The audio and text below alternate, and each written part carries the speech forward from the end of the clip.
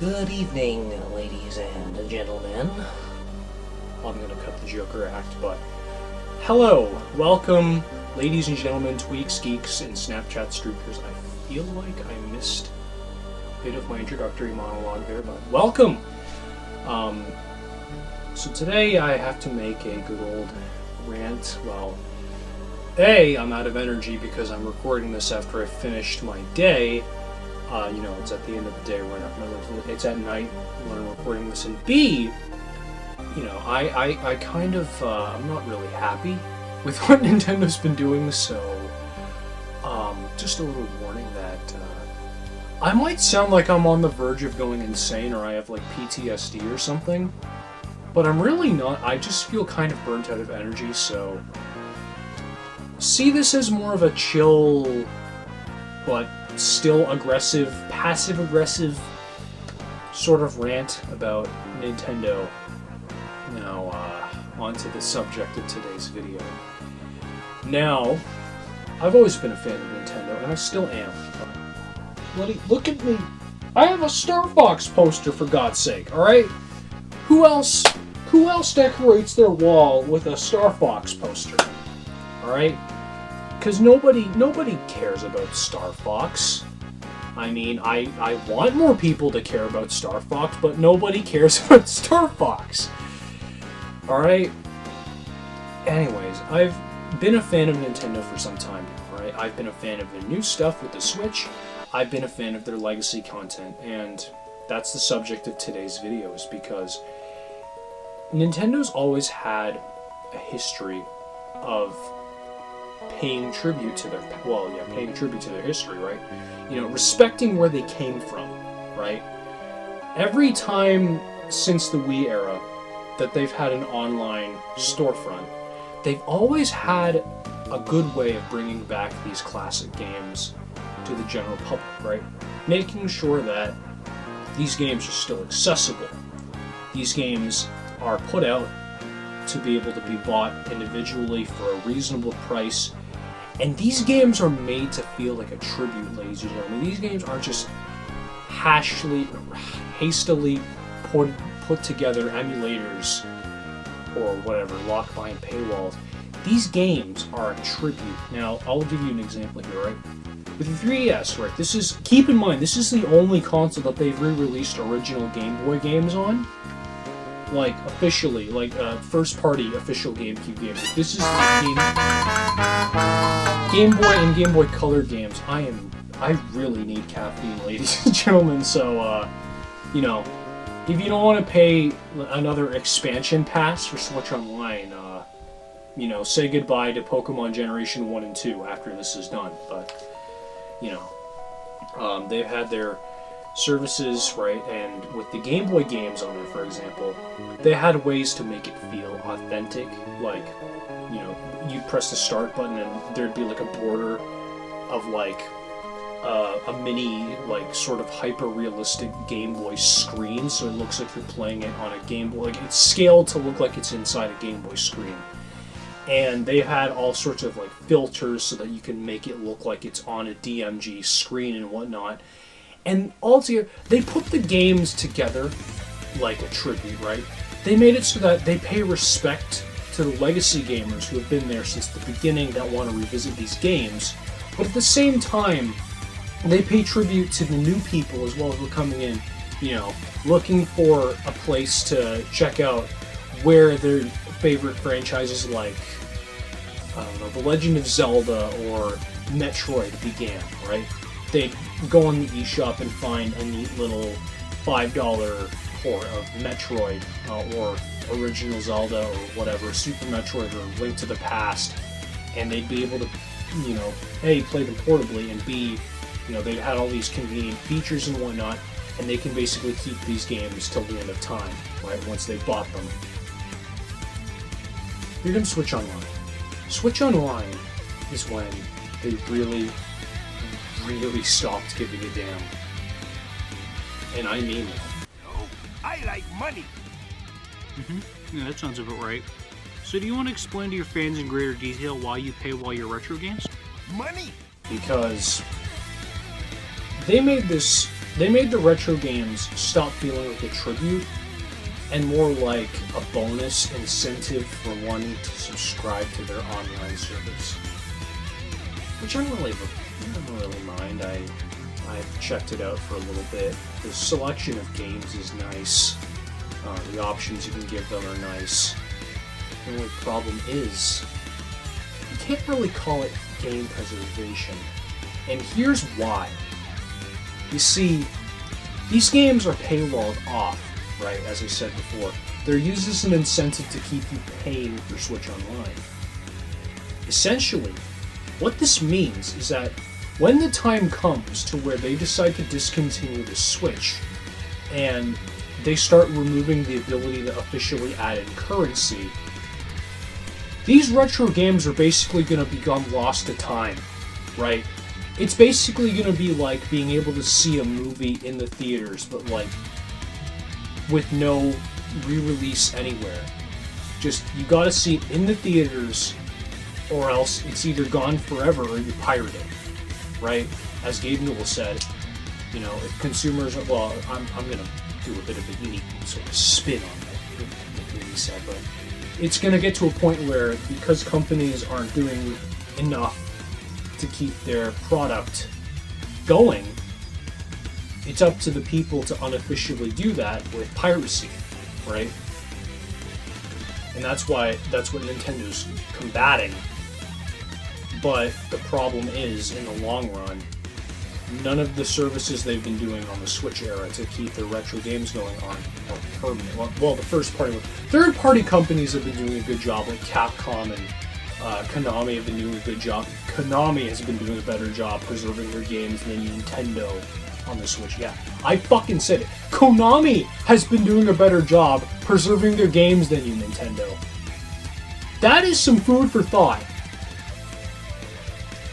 And that brings me to the next subject of their sort of losing of their way when it comes to game preservation. And what especially feels like a slap in the face for people who come to Nintendo's legacy content, for the whole idea of it feeling like a tribute to their past. The games they put out for the Fire Emblem and Mario 35th anniversary last year. Oh, bloody hell, where do I begin? Mario 3D All-Stars. Oh, actually, I'll probably just go with Fire Emblem first.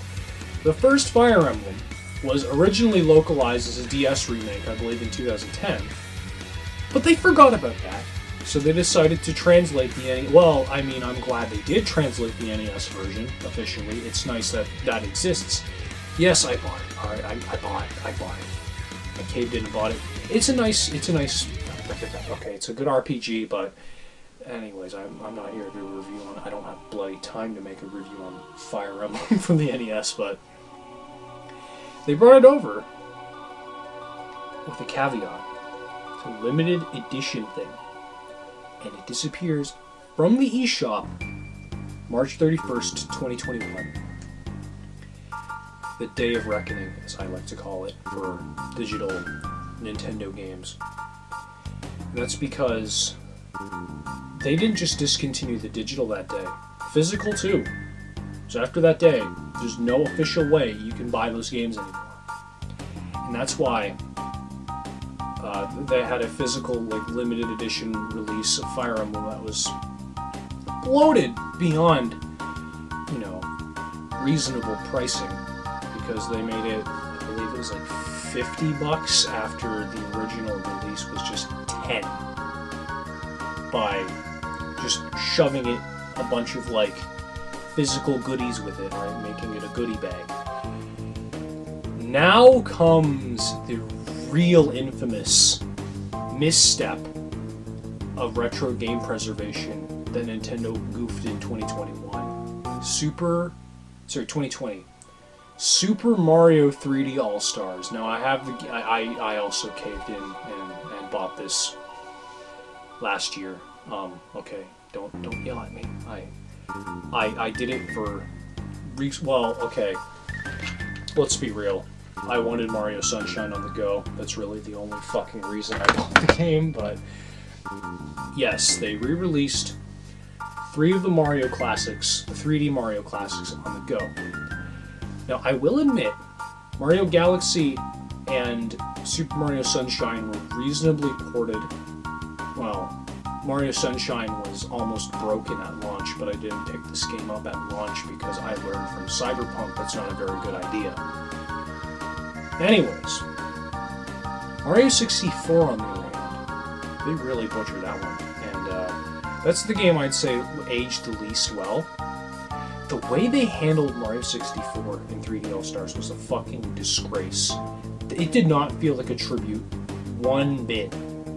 And yeah, fanboys defended it, but that's the thing.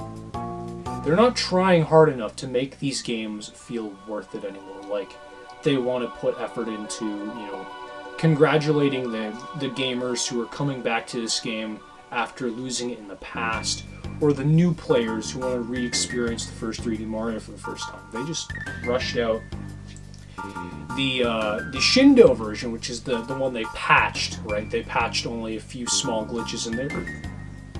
Excuse me, god damn it. They patched only a small handful of glitches in the Shindo release, and the rest of the game is still just as buggy of a mess as the original. I'm not saying the original one is, like, bad or anything. I still think Mario 64 is one of the greatest games ever made, God forbid. But the way they handled it in the All-Stars collection was just disgraceful.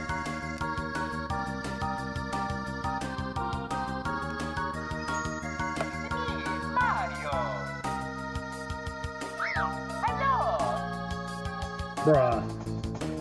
So the loading screen is in widescreen, but the game itself is in cringe. Alright. It's the one version of the game I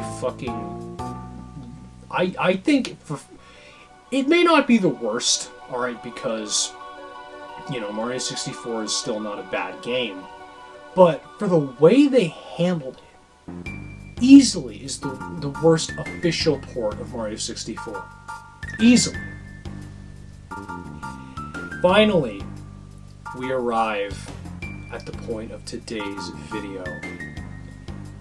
The hot topic of this week, Nintendo Switch Online with the expansion pack. Expansion pack.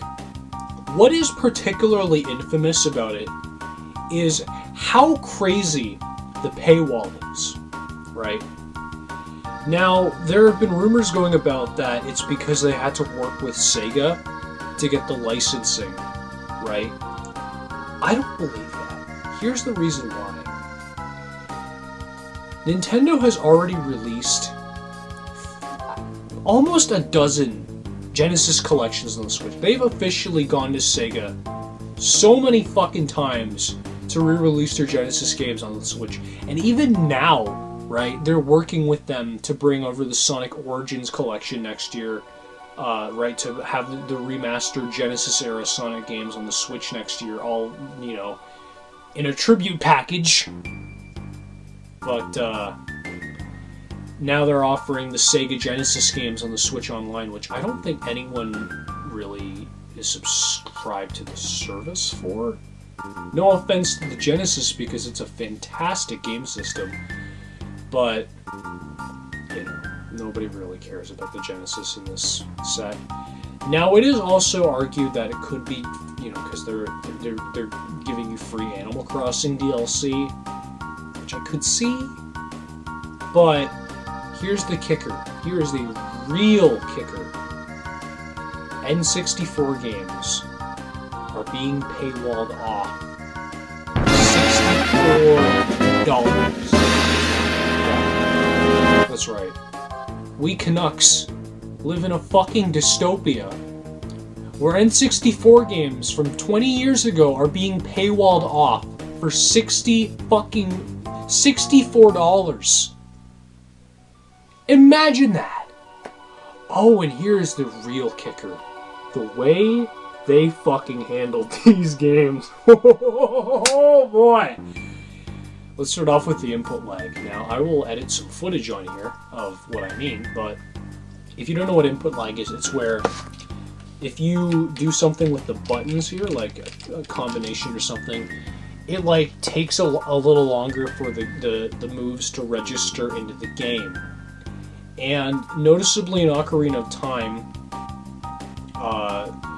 it's captured where they push the button, but like it takes, there's like a 2-second delay, right, when Link swings his sword. Oh dear God. Now it's time to move on to the multiplayer. Oh, Jesus Christ. Mario Kart 64? More like Slideshow 64.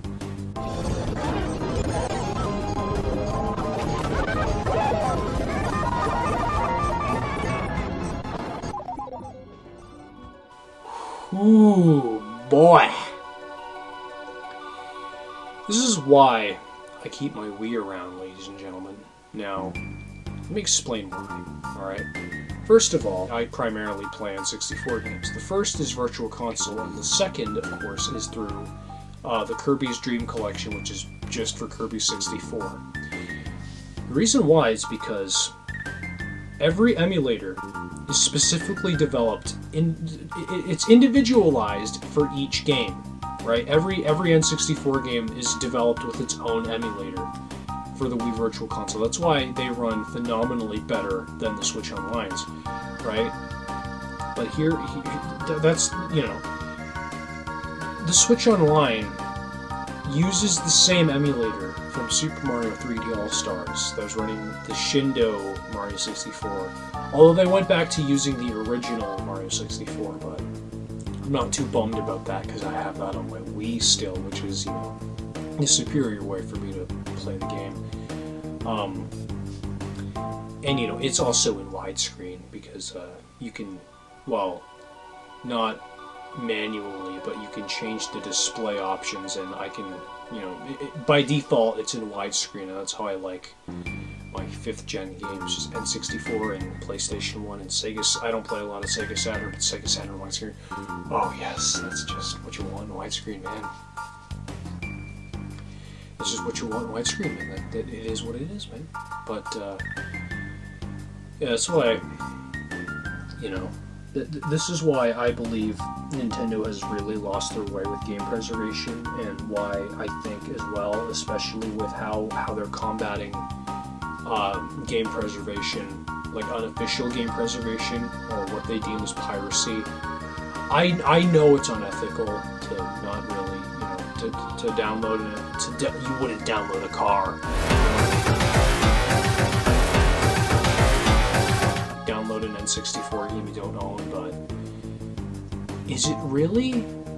When Nintendo is being unethical, you know, they're not treating these games with respect anymore. They're not treating these games with dignity anymore. They're not trying to pay tribute to where they came from anymore. And that's the thing. Before, with these collections, that's what it was all about, paying tribute to where Nintendo came from, right? Paying tribute to where your favorite franchises came from. Paying tribute to all the people who stuck around from the beginning, right?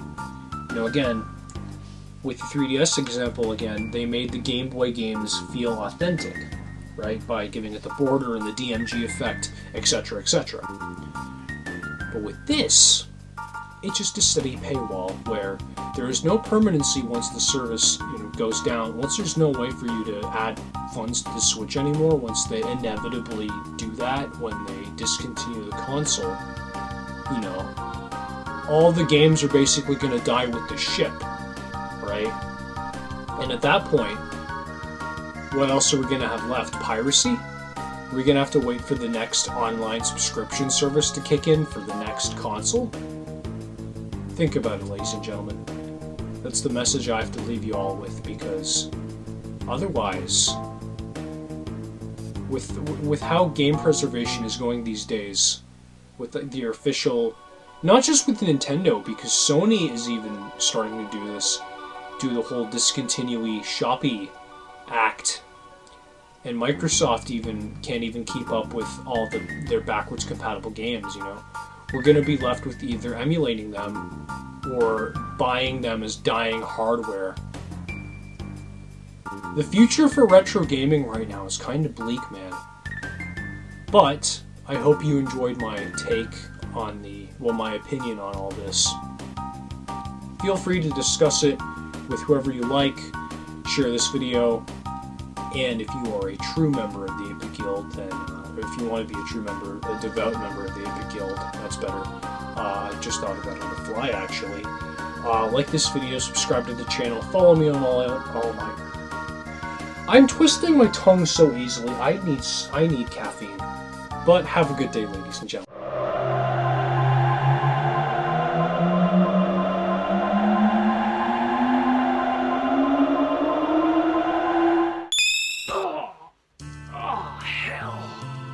Time travel's still pretty rough where I come from.